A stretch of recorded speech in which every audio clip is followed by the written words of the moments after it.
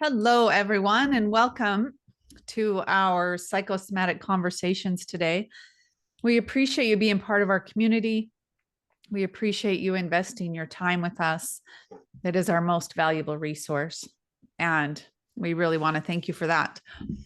Today, we are going to be discussing triggers and activations in the body and how to better understand them and also move through them in a way that is gentle. And the whole premise behind this is to bring more awareness to them so they don't swallow us whole, because sometimes they do, which is why we're doing this call. So thank you, everyone, for being here today.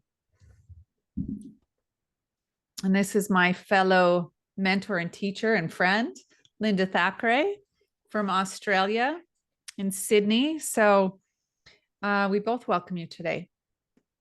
Yeah, thanks everyone. And it's an exciting topic. It is a topic for many that can be activating in itself. So we really ask you to just do a little bit of self-care whilst we're talking about this topic, to notice what's actually happening in your body. And as we go through it, please feel free to put in some questions into the chat, any observations. We will be doing a couple of small processes so that you can join in, and we'll be asking for some comments on that as well. So enjoy this process, and with that, we will get started on what triggers and activations are for you. So the first part about this, we'd like you to consider a trigger or an activation, which for many people is not a friend. It's something that happens or appears to happen to them, and it can sometimes be the reaction to someone's comments. It can be related to sound, to smell, anything that creates an activation or an over-sensory response or reaction in your body that takes you away to a different place and time. And some of these activations can be, your relationship with them can be changed. How you currently perceive those triggers can also change as you change your relationship to them. And that was one of the reasons we wanted to bring this topic to the forefront, because as you learn how to work with them by understanding them and understanding your body, your relationship not only with yourself changes, but it changes with other people as well. And with triggers, just kind of cover some of this. There are triggers that are can be really deep ones, like a death, loss of a job, sometimes birth. And those are a few. What we're looking at today is how are these triggers from the past, sometimes they become very present, how are they showing up in your life, and most importantly in your body, and how can we befriend those triggers and actually make them beneficial for us instead of fighting against them. I think the biggest battle that I see in my practice is what to do when they come up, because sometimes the activation can be enough that it creates more fear and sensation in the body that can scare us. And our intention today is to make a little more room for trusting your own body and allowing the process that we're going to teach you a few things, allow it to work with you versus against you. So the first part about this is to firstly notice when you're activated, when you're triggered. You'll notice that for many people, there's going to be common themes in the common styles of triggers. And Christy's mentioned like the birth or the death of someone being a trigger.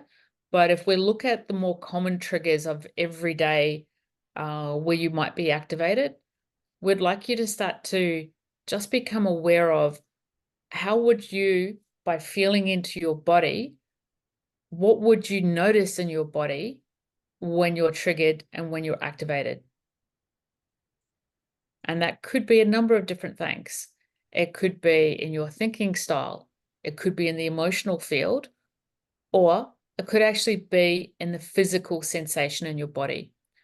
So some of the common ones might be, you might notice that your fists start curling up, or you put your hands behind your back, or you feel like you need to take up more space or less space. Mhm. Could be clenching the jaw. What are some of the ones you notice, Christy? Well, we have a question in the chat, or actually not a question. Anxiety around someone else's impatience, even before I'm late. So this is one that came in through our group. And I would ask you to check in, and where do you feel it in your body? And adding a little bit to that, is it something that's always been there that you've noticed? And sometimes it's helpful to understand where it comes from. Has it been there since you were little? Has it been there from a previous place of someone getting upset? To kind of trace back the threads to how far back do you remember feeling anxiety around someone else's state of being? Because that's what that is. Anxiety around someone else's impatient. You're already aware and could be very empathic to someone else's energy field. And sometimes little children come into the planet extremely empathic and are aware of that. And it can be put the body in a heightened state of awareness. And that's why it's so important to understand, where is that connected to? And where do you notice it, to begin to allow it to give you some more information about it? Yeah. And the key really is to start to notice when you're noticing it, how you're noticing it. So even before you go back into, what's really happening, as Christy just sort of said, noticing how it presents. So could we maybe ask the question of whoever put that in, do you notice any physical sensations that go with that, the anxiety, feeling of impatience towards, or someone else being impatient? Because it's a great question. Mhm. I was I know. working with someone a couple of days ago, and they were noticing a pattern with actually with their mother. And the pattern was getting really angry at their mother. And in the communication that we had, coming to the realization that the anger was actually a default for not being able to change the situation, for not being able to make it better. And as you change that relationship, it also means that the anger doesn't have to show up, because that is showing up as a default for not being able to fix something. So it's a really fascinating way of looking at the body. So Sorry. Linda, how did you suggest to the client, to how do you change that relationship? Well, part of it in noticing what's really happening and why the anger, like what's beneath the anger. When I look at not only clients, but certainly friends and even myself, when I've been triggered in the past, what I notice is the louder voice, there's a raise of the energy. And sometimes the energy can be unsuitable for the situation. Yeah. So when I say unsuitable, it's an overreaction to the event that's just occurring. So Mm. as soon as I hear that, either, in myself or in a client or in a friend, I know that they are being taken back to a previous time where something has occurred and the original hurt is in a previous time. So as you slow that down, and as you said, Christy, what are you noticing? Where have you actually gone within yourself? And what age are you? You Mm. get to really get an understanding of what's actually occurring here and now. Thank you, Linda. That's helpful in understanding that relationship, because it is a relationship, isn't it? Yeah. With the trigger, and then with this intelligence that we have called our body. And this body, I think, is the most intelligent technology available, and it does hold the keys and the answers for us. So the person that asked, anxiety around someone else's impatience even before I'm late. I asked them, where do you feel that in your body? And this person said, anxiety, head pressure, and heart rate get elevated. So in psychosomatics, when we're looking at head pressure, sometimes the tendency with that is to overthink and try to figure it out. And there can be a looping that starts happening in the mind that really can move very quickly and sometimes create an instant headache. Sometimes it can even create dizziness or nausea, because depending on the severity of the trigger, it can go in so quickly that people can get dizzy and feel like they're going to pass out. And heart rate elevated also. So there's two parts happening. I would say there's a feeling part and a thinking part. And as we go into this, we'll go into that more, of giving you some tools about how to work with that a little bit. We have another comment from another participant that said, I am activated and triggered by people saying they are humanitarian and then only taking one side of the war or argument, taking a side. And yes, as I listened, this was in my childhood, with my mother always taking a side against me. Interesting. My body goes under tension and shallow breathing happens. Thank you for this insight. And I would be curious with that when we're talking about mother and childhood.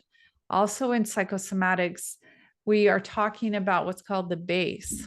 And I'm curious if with this activation around mother, do you notice any tension or holding in your hips or your lower belly?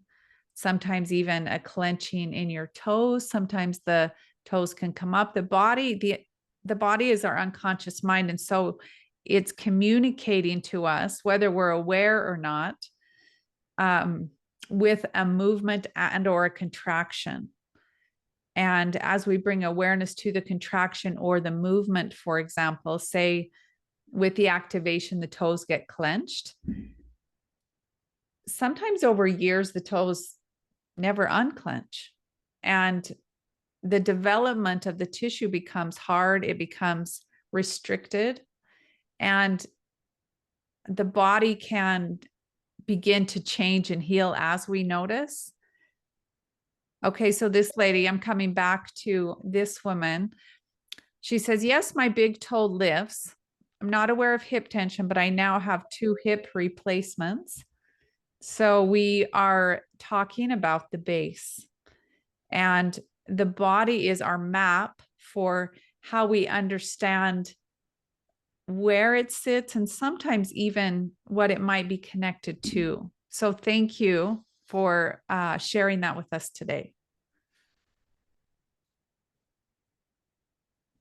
Yeah. And the awareness around where that fits within how you've experienced parents, it's really a very, very interesting connection. And the relationship with the parents, the relationship with caregivers, even at school, as you have things that may not be fully resolved, your body gives you many, many opportunities to be presented with ways to alleviate some of the distress. So it's not necessarily about that you're not going to feel annoyed and frustrated with people who don't seem to be sitting on a neutral position. So you could still get annoyed with it, but it may change with the level of anxiety that goes with that, or the deep anger that becomes unproductive for your health and well-being.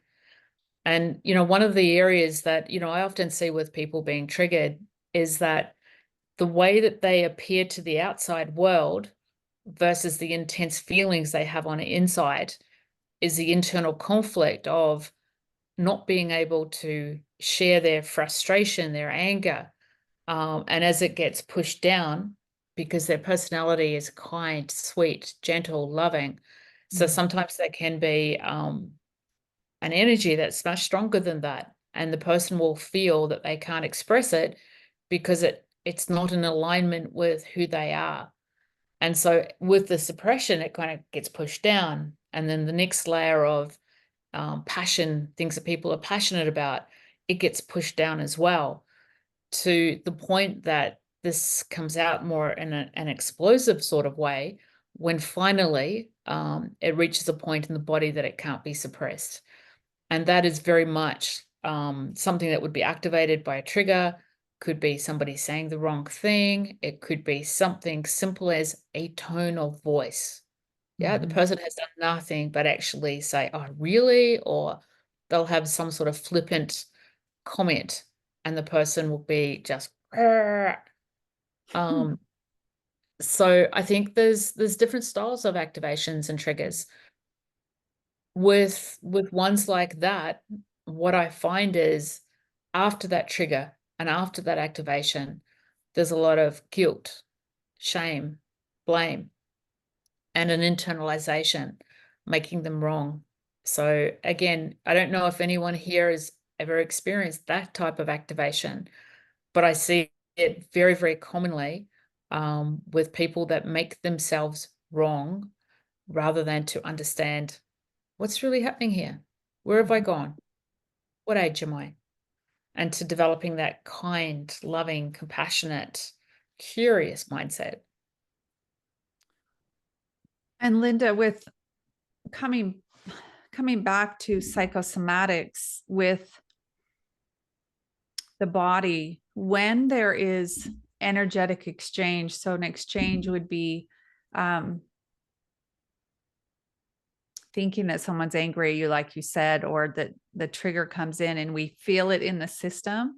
And over a long period of time, if it is not expressed in one way or another, there's many ways, what happens is that energy becomes dense in the body. And that density creates a heaviness in the tissue. And then it creates what we call armoring, which is a hardening of the tissue. Sometimes people can get it in the neck. The person that was asking about the mother trigger, the big toe lifts, she said, as you notice the toe lifting over time, there can actually be tension underneath the toe and in the neck of the toe. And your body will actually show you, there'll be a line, say, this is my toe. There will actually be a line that gets created over time when that toe lifts. And why it's so fascinating to understand, what does my body do, or where do I feel it when I get triggered, is because we actually have some awareness and control. I say that lightly, to bring ourselves back into the body. So for example, if you notice the trigger around mother and the toe lifts, what I would love to see you practice is to notice the toe lifting and take a deep breath and allow the toe to touch the earth again, and feel your toe touch the earth, and bring yourself into present time with the breath. Because those little micro movements happen from a very, very young age, if it's connected with mother or father, and the body does a pattern that it's always done. And psychosomatics is such a beautiful map for us to notice, okay, where is it happening and what is it connected to? And can I pay attention and come back into the space of the body and settle into that? So letting the toe touch the earth again is exactly that. It's the breath, noticing, letting the body settle back down. And the heart rate should settle as you come out of that instant activation where your nervous system takes over. Yeah. And we have one more comment, Linda. Thank you. That helps me also look at why another person does take a side and allow me to find more compassion for them as well. Right. And it's really interesting also to consider, how would another person know when you're activated? Because, one of the things we would love you to do is start connecting more with yourself, but also to be aware of the other person as well. Particularly in communication, it is a two-way street. So as we are aware of how we're engaging, you get insights into that as well. Often I see clients, particularly couples, where one person will walk out of the room when they can't solve problems, or when they are unable to communicate how they're feeling. And that walking out of the room can trigger the feeling of abandonment, not being loved, not being heard. And that place where people go inside of themselves can be a very lonely place, as opposed to understanding as well what is happening for the other person as they experience your trigger. Are they able to solve it? Not that you want to have it solved. You might want them to listen to you. But if they're a solver, then they may feel that they can't solve it. So looking at how do other people experience you, what would they notice, is also a really good question to ask. That's such a challenge, Linda. It's such a challenge when there's an activation or a trigger to come out of your own self and notice them as well. I think But noticing it before, like even now, before just the trigger.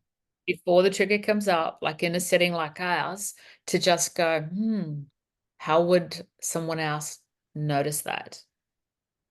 So for me, it's going to be, if I get a little bit short, it means I'm a little bit pressured.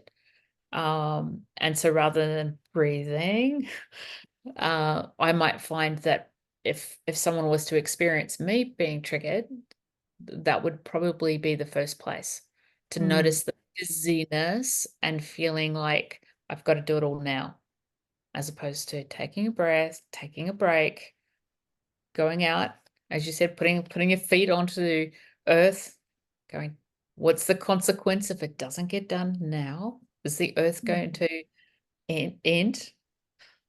It's like, no. Very good example. That sacred pause is what I call that.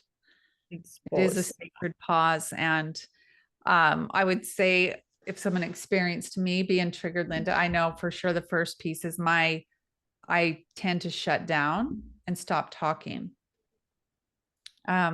Because of my own experience, and I notice it, I can be so conscious of it. And it does take me a moment in that sacred pause to remind myself how old I am. Really, that does help me.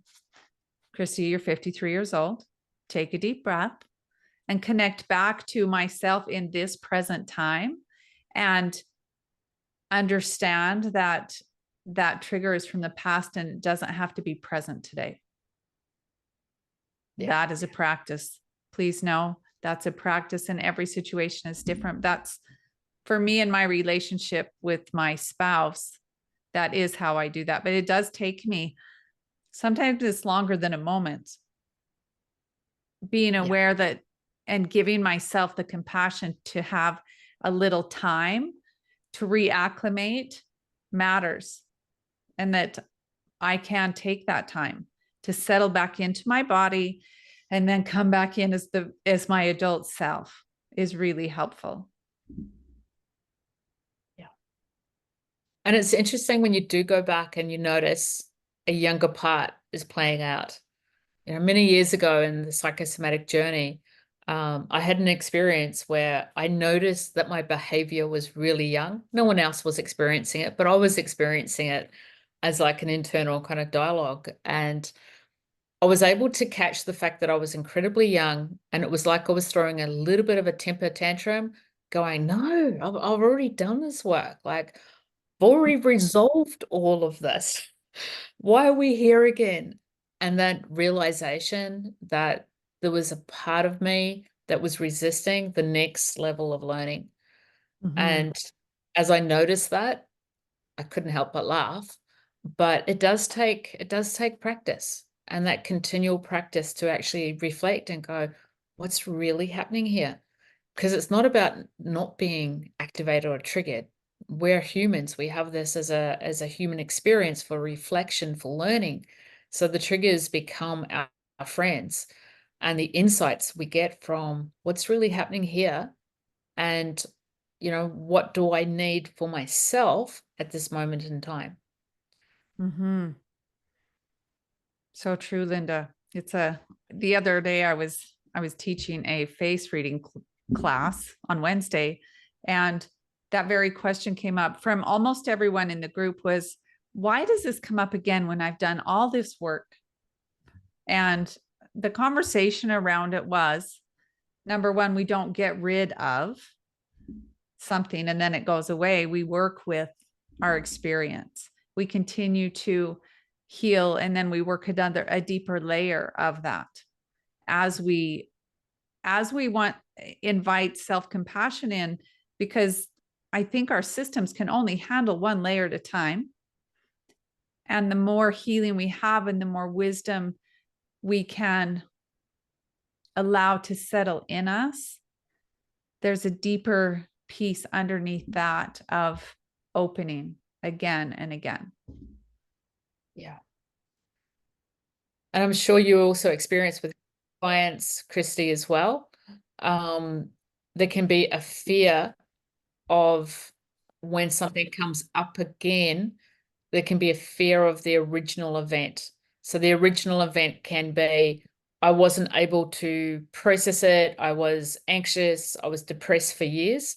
So when the feeling comes up again, that there can be the whole fear associated with, I can't go back to where I was last time. And the body does have layers of healing. So between when it first happened to when it is now happening, what you'll notice is your resilience, resources, and tools that you have also changed. So you're never going to go back to the same place that you were before. But again, that fear can activate or trigger because it reminds you of where you've been previously. So if you literally take the learnings from it and see that as the layer of the onion, there can be tears, there can be a bit of pain between the layers, but your level of resilience and resourcefulness has actually changed as well. Mm-hmm. Yeah, I so agree. And that word resource is so important when understanding activations and triggers, because resources can be our breath, a resource can be a friend, a resource can be Mother Nature, which I think is one of the most helpful resources we have. Resources can be writing and moving and creation. And for us as human beings to sometimes it's helpful to make a list of your resources, because when a trigger happens, it can be our brains stop working. Yeah. And we forget that we have these resources, and to be able to look at that list of, these are some things that I have, these are some people that I can call, or what I can do to help settle and support me through this process I'm in. I like that suggestion, Christy, writing a list. And also the first thing you mentioned was your breath. The breath is such an important immediate response to feeling overactivated. And if that can be the number one thing that you do, just simply pause, take a breath. You'll find that you'll often hold your breath when you're activated or triggered, or breathe very shallowly. So if you're trying to calm your nervous system, then the out breath ideally should be longer than the in breath. That actually changes the parasympathetic nervous system. It calms it. And sometimes you might need to go to the bathroom. Just take 30 seconds, 40 seconds, a minute, just to yourself, to remove yourself summons up the energy and come back out. That can also be very helpful. For sure. Because well, I'll speak for myself. Sometimes when I get triggered, I have to go pee. Yeah. Because my kidneys are activated. And actually that's a good thing then too, right? It can be either or, because it'll move me into that space of just settling in, taking a deep breath. And there again, the awareness of the body, what's happening right now inside of me as I take a breath, or as I notice I need to go to the bathroom, is, can I slow down? Yeah. Slow down my whatever I'm doing, or even whatever loop my brain just got in. Yeah. And Christy, you mentioned before, I think it's really important to acknowledge people that are empathic. Highly empathic people can start to match and breathe the same way as the person that they're next to. Sometimes, as teachers of psychosomatics, you'll often hear the teacher like literally say during the emotional release trigger point, it's like breathe, because you notice yourself that your breathing has become shorter. And then you look around and everyone's holding their breath. So by changing the energy field of how you're breathing, you can also help other people that are anxious and are impatient, because they unconsciously start to regulate towards your body as well. Do you have any experience, Christy, that you could share with that? Did you notice that? Many. Yeah. So the other day, once again, working with someone, and the beautiful activation comes up, a few tears are shed, and then the breath stops. And what I love to do is breathe with them so they can hear my breath. It brings in a different sense. So the breath in and doubling the out breath. And then what I will do, Linda, is make a sound. So that energy can begin to move out, not just with my breath, but with sound and hearing. So it's like a deep breath with a sigh, and to pull that sound out. Depending on someone's experience, sound could be one of those things that hadn't been saved. Yeah. To make a sound. And I would invite the curiosity of what would that sound be in me if a sound came out, not a word, but a sound. Because sound tells us so much about where the breath is. Yeah. Even you had said the voice gets louder and or sometimes it gets softer and high pitched.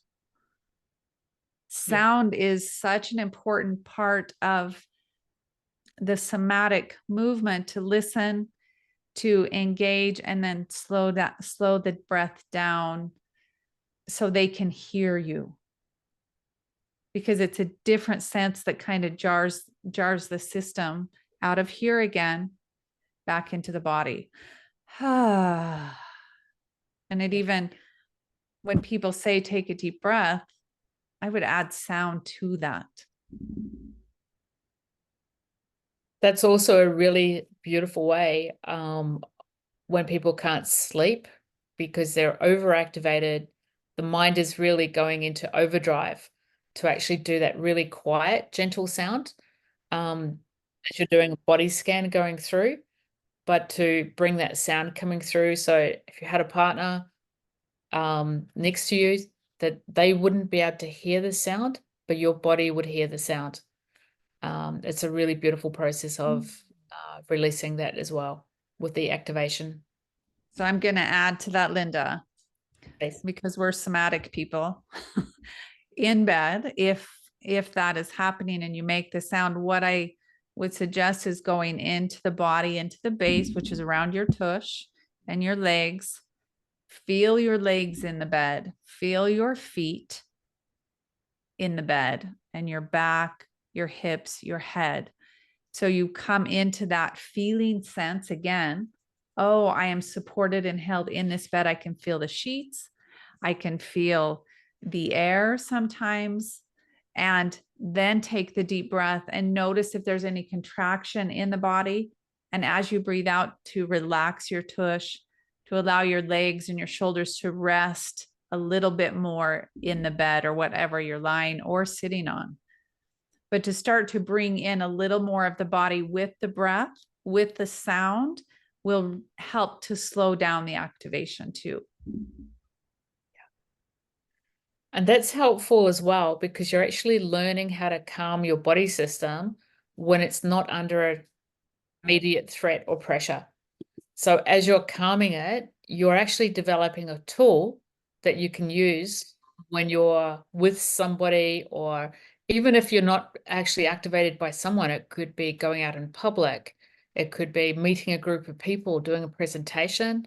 With that exercise that Christy said, you can practice that literally anywhere. It's very helpful. It's very helpful. I find it helpful when, let alone working with people in general, not under an activation, I think is even more significant, because you're practicing what am I holding? That could be your breath.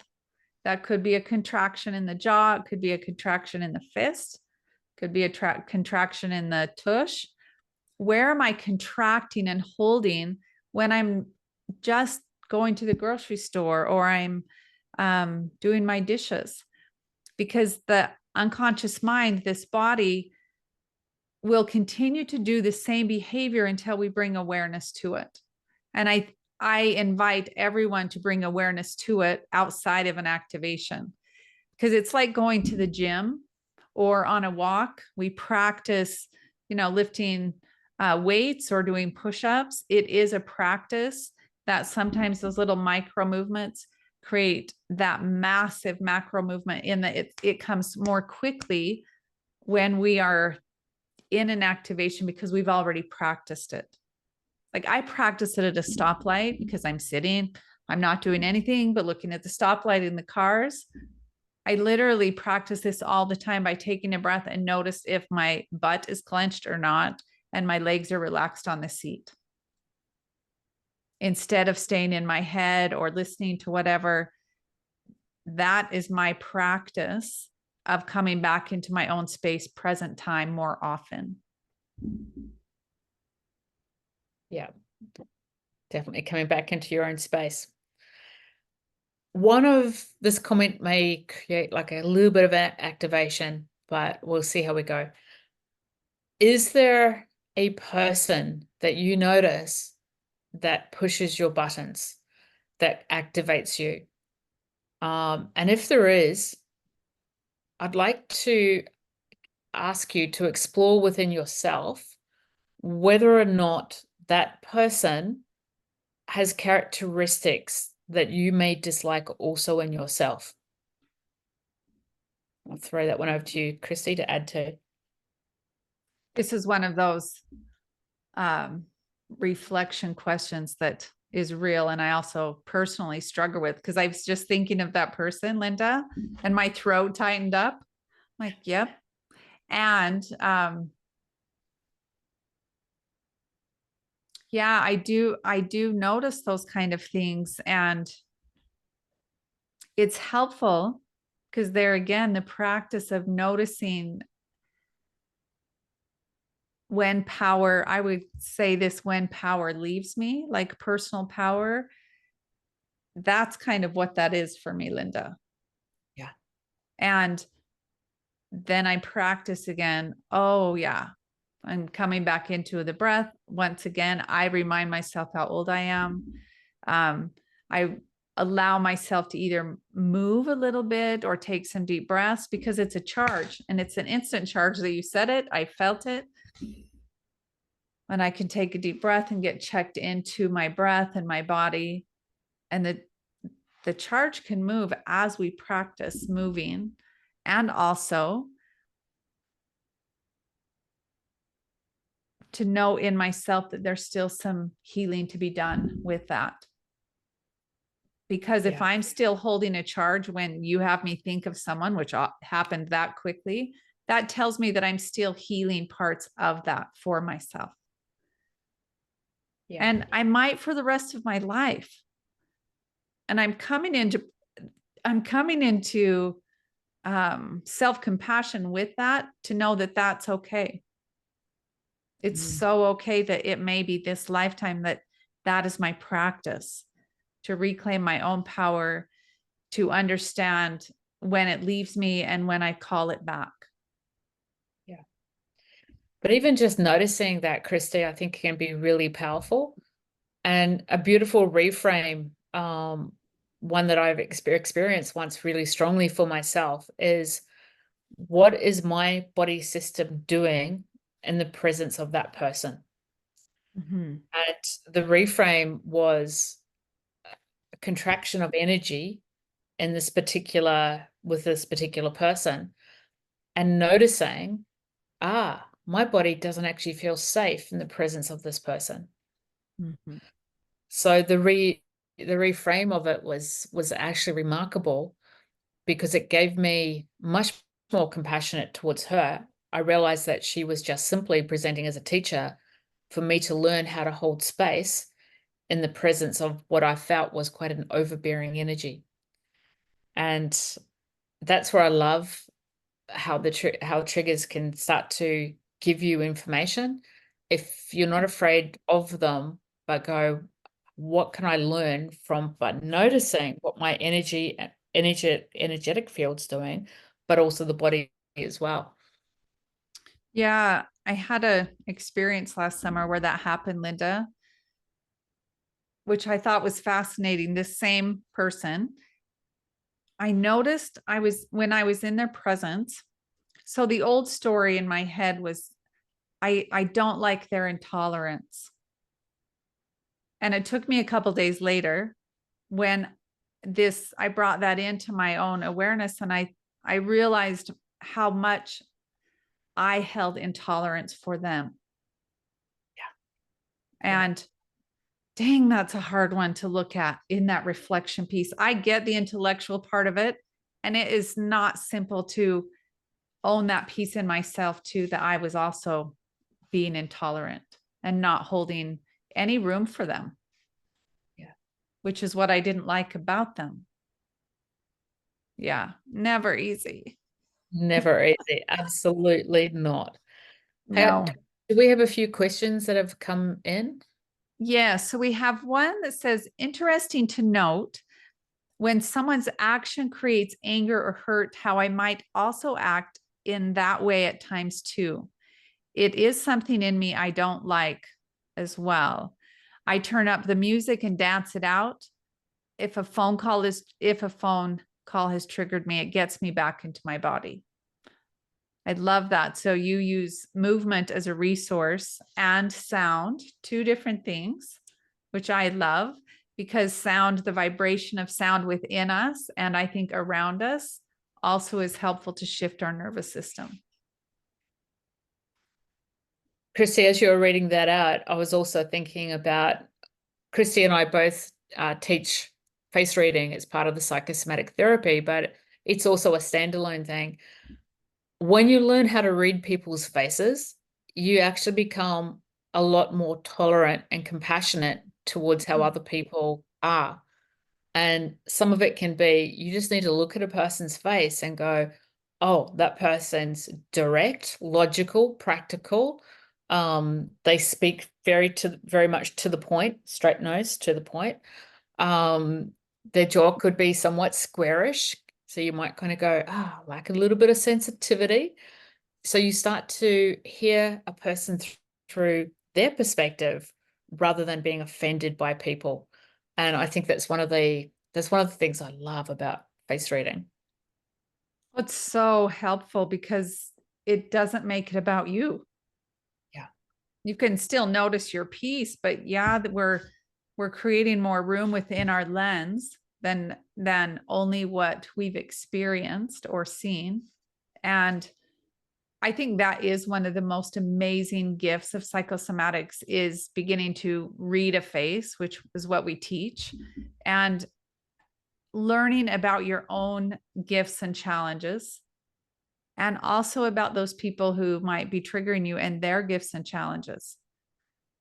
Because we all process differently, we hear differently, and that communication is happening all the time.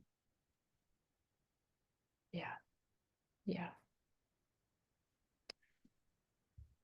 Are there any questions that you guys would like to put out to us that maybe you haven't already put in the chat that you would like us to give our thoughts on, our insights? So please put them in the chat if there's anything that you'd like to share. One other thing I want to add, if you want to add any notes in there, please do, is I notice too, when I get upset or I'm feeling overwhelmed, and this comes from somatics, if I can stand up straight and make my feet go straight and unlock my knees, that really helps me settle in as well. Because the pattern that I've had in the past is, like I said before, shut down, quiet, and then the body goes, the body follows exactly how we're feeling. And if that's part of what I'm experiencing, to open my body, pull my body up so I can actually access my breath in my belly, that's a huge game changer for me as well. Yeah. And before the call, we were talking a little bit about journaling as well. And we definitely invite you to consider creating a journal for yourself just to notice some of the areas that you might be activated with so that you can start to develop some habits around how do I break a habit that's not serving me if it's habitual and often you engage in it because you've been triggered. And, even this is part of addictions as well. Like you might find you meet a particular person and you might go for a drink or a smoke or liter of ice cream, whatever that is for you. And you might notice in the presence of a particular situation or setting. So as you notice that, you can start to develop that curious mind, that kind mind, and also have a plan to do something different.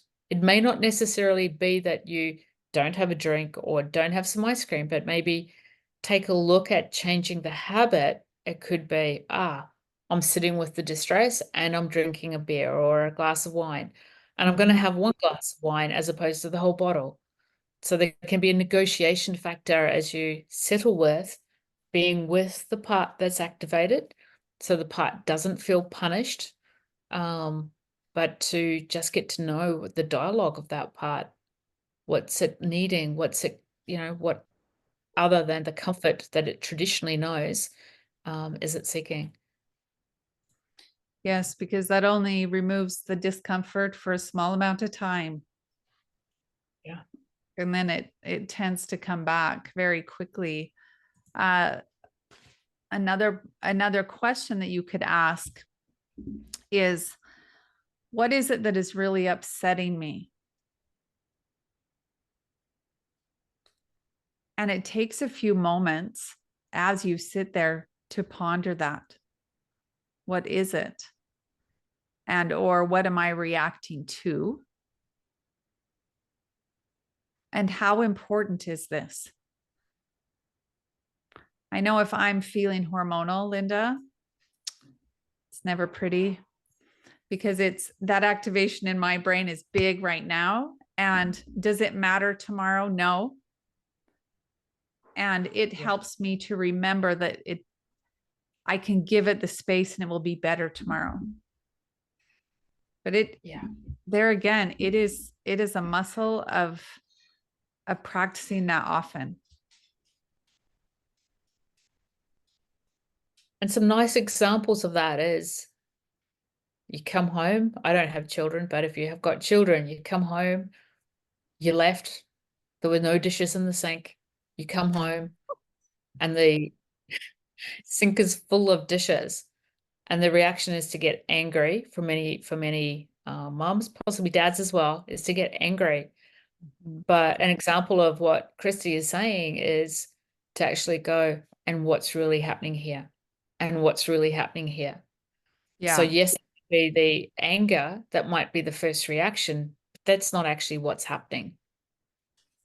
Yeah. So No. for a lot of people, that will be about disrespect and feeling unappreciated. And then you travel that down, travel that back. So there's a part that still requires healing around that disrespect, around that not being noticed.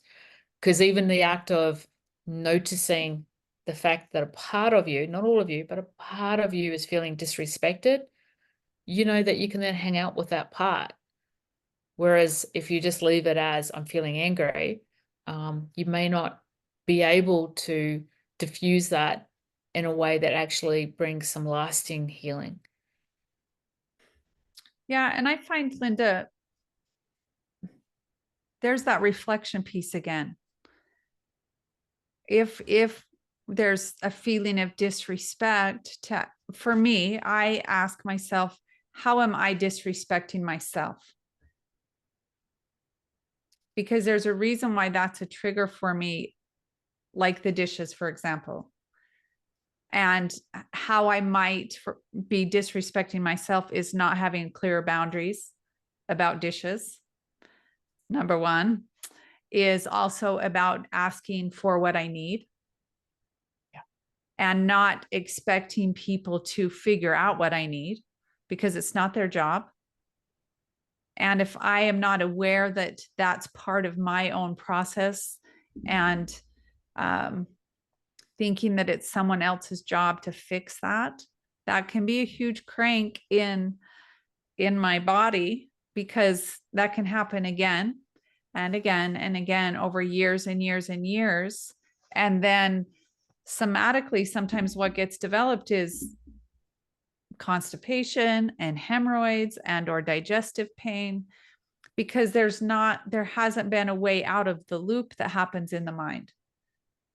And I personally am not taking responsibility for my own activations, and trying to find ways to not figure them out, but to understand them better, so I can have a more internal peace that exists more often. And it makes it much easier to have difficult conversations when I'm coming from a place of self-responsibility versus blame or feeling disrespected.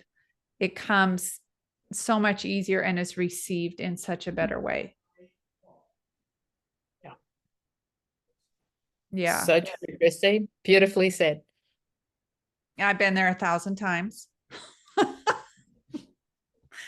Yes, raising children and being married teaches me much. Yes, about me and my responses to things that can be a 10 when they really should be a 2. Yeah. Yeah. We have another comment, Linda. Sometimes others are reinforcing how I feel about myself, and to look at that in me as a reflection. Yeah. So that one's a really, it's taking a look at whether that serves well or not. But the teacher reflection is a really important one to take a look at. People that really challenge us are teaching us something. And as Christy said around the boundaries, really important to notice what boundary has been crossed, or whether you're putting, in fact, a healthy boundary in place. Because often it's about our boundaries. I often see, I see it in friends, I see it in family, I see it in colleagues, I see it in myself. Sometimes the boundary, when it's not clear, creates some massive challenges for people. The over giving, the over compensation, all of that can be also activating for other people. As we learn the healthy boundaries, we only learn that through the emotion of feeling like frustrated. That tells us what's actually happening here. It tells us that there's a boundary that's been crossed. That's why we have emotions like anger. And the flip side of that is anger and passion live on the same plane. So as we suppress some of the emotions, then we also suppress the opposite side of that, which is the joy, the passion. So the boundaries are often involved in all areas. And when we're looking at solar plex energy, which is your personal power, if you give your personal power to another person, Herman, who's the founder of psychosomatic therapy in Australia, he used to say, if you give your power to someone else, everything is great whilst they validate you. But when they no longer validate you, you become invalid. And over an extended period of time, an invalid person becomes an invalid. He loved the play on words. So yeah, it's really taking a look at how does that serve me? Does it serve me well? Great question, Such a good question. Great observation. Such a good question. And I just want to place, Linda, we're having a conversation about things that sometimes for people are extremely difficult and for others not so much. And what we can do is one day at a time. What we can do is notice our patterns. We're talking about patterns every single day. Notice our patterns when we get in bed. Is there anything contracted? Can I relax? Can I let go of one piece, which might be just a contraction, like a clenching of the fist or a clenching of the jaw and talking through our teeth? Can we notice one piece and move a step towards, I would say, wholeness and empowerment? It doesn't happen overnight. It usually 100% of the time, I would say, doesn't happen without resources of a therapist, of good friends, of people who are healthy to give you good feedback. It isn't something that we do by ourselves.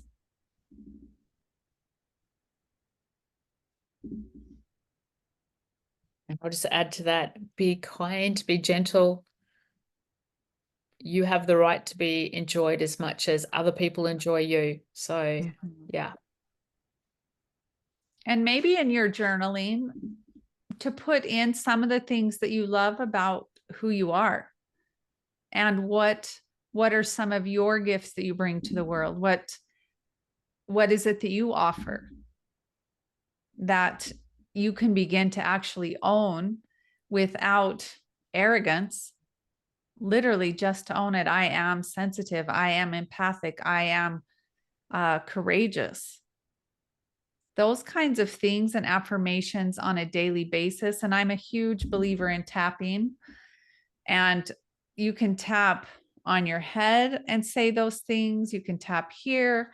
You can tap on your sternum and say them, because what you're doing is tapping, you're touching this intelligence and it's locking it into the body as you touch, as you speak, as we hear. So we're starting to integrate and turn on this system, this technology called our body, to work better for us. Perfect.